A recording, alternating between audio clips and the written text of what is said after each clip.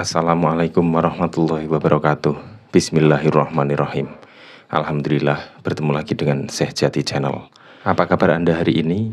Semoga Anda dan keluarga serta sahabat-sahabat Anda selalu sehat dan semoga Anda selalu diberikan kemudahan oleh Allah Subhanahu wa taala dari setiap permasalahan hidup dimanapun Anda berada. Pada video kali ini saya berusaha untuk menjawab pertanyaan dari sahabat Syekh Jati atas nama akun Muhammad Refki 7634. Pertanyaan tersebut ditulis dalam kolom komentar video Syekh Jati yang berjudul Ilmu Leluhur Islam Tauhid. Pertanyaan tersebut panjang sekali, oleh karena itu kita lihat poin-poin penting untuk kita bahas. Kalau dibaca semua lumayan panjang untuk durasi video ini. Yang pertama adalah tentang rasa sakit. Yang kedua adalah seringnya mendapatkan gangguan jin. Serta yang ketiga, suka dengan sesama jenis. Mari kita langsung saja masuk pada tema yang pertama, yaitu tentang rasa sakit.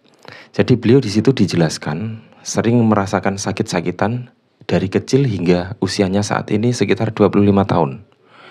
Untuk menyikapi hal ini, sepertinya kita harus berprasangka baik kepada Allah SWT.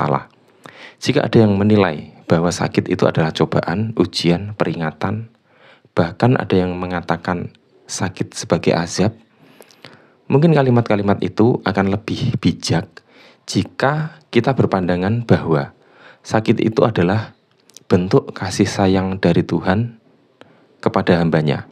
Tentunya bagi kita yang tidak mengingkari eksistensi Tuhan sebagai penguasa alam raya ini. Dari sudut pandang hakikat, sakit dan sehat itu memiliki dua persamaan. Yang pertama adalah sama-sama pemberian dari Allah SWT. Yang kedua adalah sama-sama memiliki dua potensi, yaitu potensi mendekatkan diri kepada Allah dan potensi menjauhkan diri dari Allah. Subhanallah. Di dalam salah satu hadis diriwayatkan oleh Anas bin Malik, suatu saat Nabi Muhammad SAW mengunjungi salah seorang yang sakit dari kalangan kaum muslim. Orang itu begitu sakit sampai-sampai suaranya pelan sekali. Rasulullah SAW bertanya kepadanya, apakah engkau memohon kepada Allah untuk mendapatkan kepayahan ini? Apakah kamu berdoa kepada Allah untuk ditimpa penyakit ini? Apa yang kamu minta kepada Allah? Ia menjawab, ya Tuhan, sekiranya engkau menyiksaku di hari pembalasan, maka cukuplah, hukumlah aku di dunia saja. Allah menjawab doanya dan menjatuhkan hukuman di dunia ini hingga dia nyaris tak bersuara lagi. Para sahabat semua, jadi harus benar-benar disadari bahwa sesungguhnya Allah SWT itu terkadang ada pada rasa sakit kita. Hidayah Allah SWT itu bisa masuk melalui pintu manapun yang mungkin tidak pernah terbersit di dalam pikiran manusia. Oleh karena itu, apapun kondisi kita, baik sehat ataupun sakit, harus selalu kita sikapi dengan baik. Hal ini sudah pernah dicontohkan di dalam cerita teladan Nabi Ayub alaihissalam, bahwa beliau mengidap sakit yang sangat menjijikkan dan bahkan dijauhkan dari masyarakat sampai-sampai diasingkan ke hutan. Tetapi beliau masih saja beriman kepada Allah SWT. Mari kita selalu berprasangka baik kepada Allah SWT bahwa tidak ada satu daun pun yang jatuh tanpa ada izin dari beliau.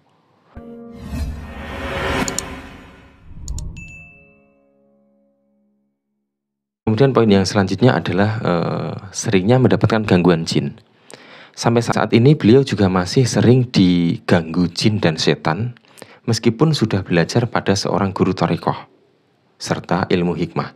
Para sahabat semua, perlu kita ketahui bahwa di dalam kehidupan manusia yang mulai memasuki pribadi yang spirit dan memiliki bakat serta kemampuan spiritual, maka seseorang yang mulai bisa lepas dari kehidupan lahiriah dan mulai mengutamakan batiniah, maka kehidupannya akan mulai tersentuh dengan hal-hal yang bersifat gaib.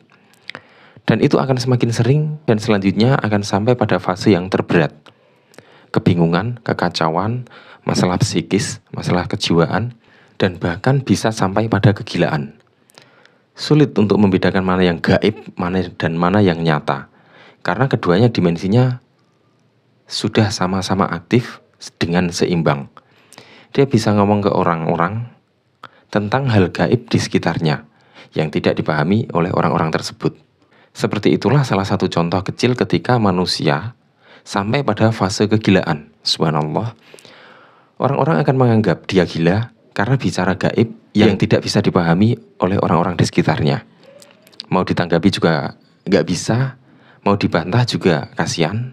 Tetapi dari sudut pandang yang lain, ada yang bilang bahwa orang seperti itu adalah sedang masuk dalam fase fana atau kefanaan seorang hamba.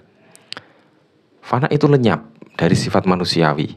Kemudian jika dia mampu sampai pada fana ilah, maka disinilah mulainya hati dan pikirannya hanya tenggelam dan melakukan penghayatan-penghayatan sifat Allah, kesempurnaan serta keagungan Allah SWT.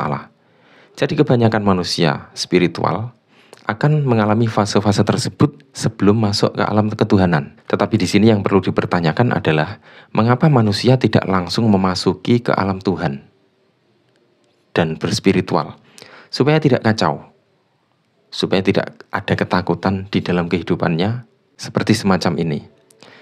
Jawabannya adalah sederhana, karena manusia belum melakukan pencarian ke jalan Tuhan, meskipun dia orang beragama. Mungkin dia orang beragama, tetapi hanya sebatas melakukan kewajibannya saja, belum mengarah pada spirit atau jalan berketuhanan. Mari kita perhatikan sejenak aktivitas manusia yang sedang berzikir, karena di situ dijelaskan bahwa zikirnya tidak mampu melepaskan dari gangguan jin. Kita pasti tahu bahwa zikir itu baik. Padahal seseorang yang melakukan zikir tanpa tahu arah di mana Tuhan kita, itu sulit zikirnya untuk sampai. Kita hanya berzikir saja tanpa arah yang jelas, paling hanya memilih lafaz zikir apa dan berapa jumlahnya, itu saja. Nggak tahu diarahkan kemana, karena kita nggak tahu di mana hakikat Tuhan dalam eksistensi diri kita. Itulah yang terpenting. Kebanyakan manusia meniatkan zikir kepada Allah Subhanahu wa Ta'ala, tetapi hal itu bisa sampai kepada Allah Subhanahu wa Ta'ala ketika kita tahu di mana letak eksistensi Tuhan dalam diri kita atau hakikat diri. Banyak orang yang tidak memahami secara detail masalah-masalah tersebut. Banyak orang yang berzikir tanpa memiliki arah yang jelas. Apalagi mereka yang zikirnya mutar-mutar. Seperti contoh, diawali dengan ilah ruhi si A, si B, si C, dan lain-lain. Maka tambah jauhlah kita dari eksistensi Tuhan tersebut. Kita sendiri yang menyekat. Oleh karena itu janganlah kaget kalau sensasi gaib yang terasa adalah makhluk jin dan lain sebagainya. Di antaranya karena kita tidak bisa fokus tepat ke wilayah Allah SWT. Kita masih mencari-cari kemana dan di mana. Begitulah jika zikir kita kurang tepat pada sasaran, yaitu Tuhan Allah SWT.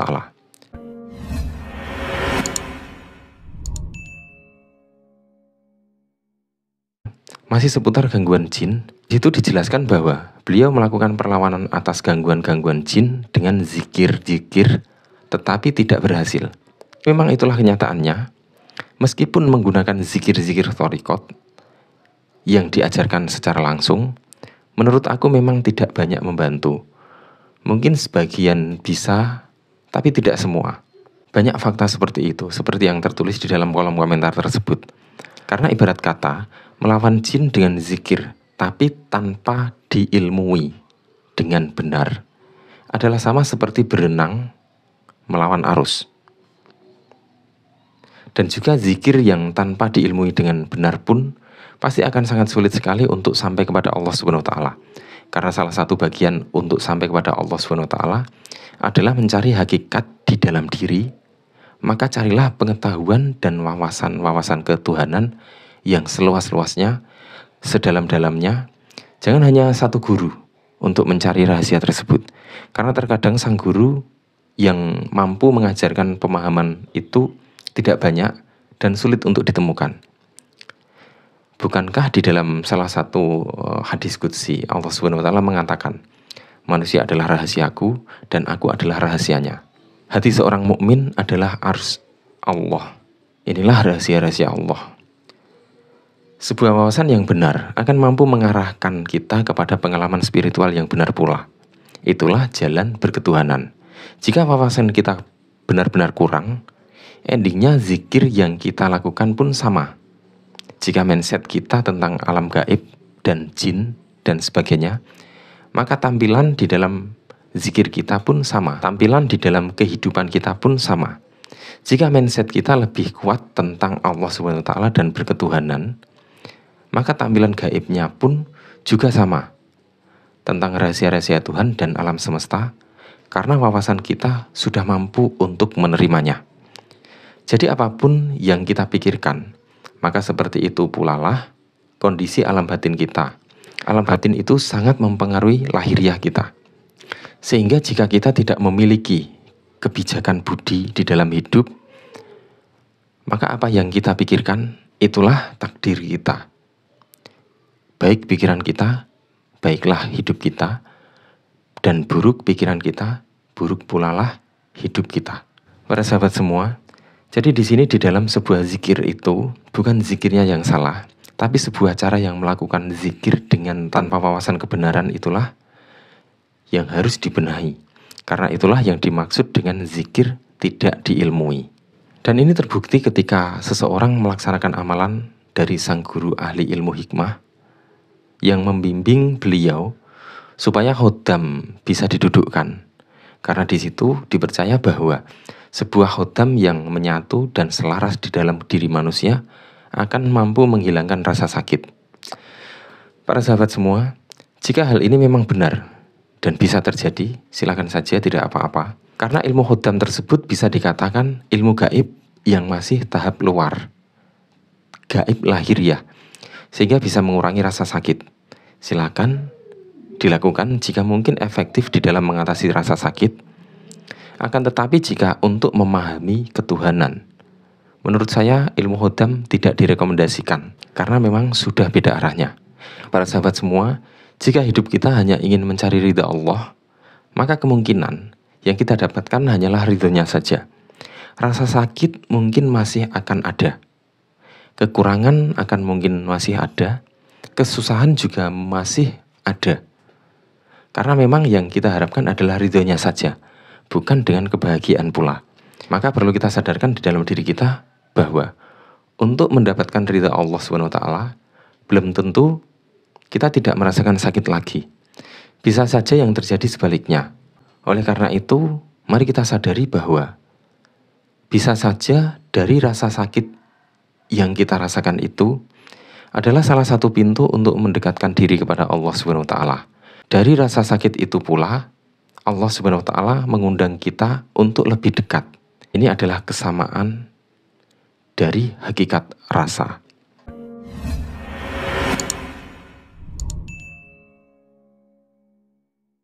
Kemudian yang selanjutnya adalah poin yang terberat, yaitu beliau mengalami suka dengan sesama jenis.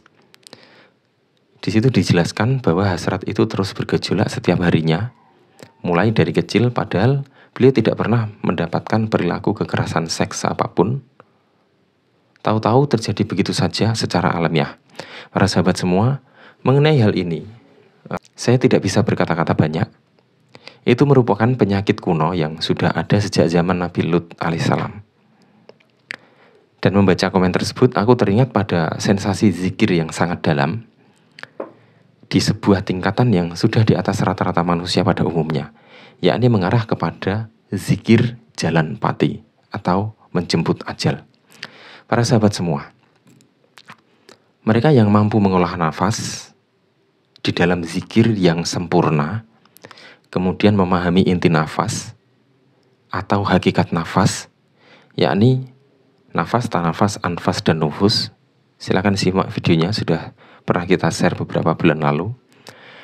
Maka selanjutnya akan masuk kembali ke dalam nukat gaib. Maka seluruh jasmani diciptakan kembali menjadi air, lenyap menjadi nyawa, lenyap menjadi rasa, kemudian lenyap menjadi cahaya, berkilauan tanpa ada bayangan, dan berada di dalam alam kesejatian. Darah mulai surut mengalir, pandangan mulai kabur, telinga menjadi layu, hidung berkerut, dan akhirnya lidah menjadi mengkerut. Cahaya menjadi terlihat suram, suara menghilang, tiada lagi dapat mendengar, melihat, mencium, dan tiada pula merasa apa-apa. Seperti orang yang tidur di kedalaman yang sangat dalam, mungkin hampir seperti orang mati di dalam zikir kita. Maka saat di dalam kondisi tersebut, yang sangat dalam tersebut, manusia akan lepas dari segalanya. Sudah lepas dari sebagian sifat-sifat makhluk. Sifat tersebut kembali pulang, sama, basor, kalam, kemudian kembali ke Allah, ke alam keabadian. Maka pada saat kondisi seperti itu, perasaan sampai pada nikmat melebihi bersenggama. Maka mulailah zaman karamatullah. Datang semua cahaya yang meliputi zat istana, dan di situ harap berpegang teguh kepada tekad dan keinginan terakhir Anda. Selalu menciptakan rindu kepada zat, supaya tidak teringat pada yang tertinggal di dunia, sifat kemahlukan yang ada pada diri manusia, dan selanjutnya Allah SWT saja yang bisa dikenali. Maka matilah terhadap dirimu dan mereka, maka engkau akan hidup di dalam dia, menjadi seperti orang mati yang dimanipulasi dengan tangan-tangan takdir. Para sahabat semua, memang tidaklah mudah untuk sampai ke situ, tetapi terkadang ketika diri seorang sedang sangat tenang dan rileks di dalam duduk berzikir, mungkin Allah akan menjemput kita dengan takdir-takdir kebaikan untuk mendekat kepada beliau. Maka saat itu kita akan lepas dari sifat-sifat kemahlukan, termasuk suka dengan sesama jenis atau lain jenis. Karena itu adalah hanya ada pada kesenangan yang ada di dalam mindset manusia. Semoga bermanfaat. Wallahu a'lam bishawab. Wassalamualaikum warahmatullahi wabarakatuh.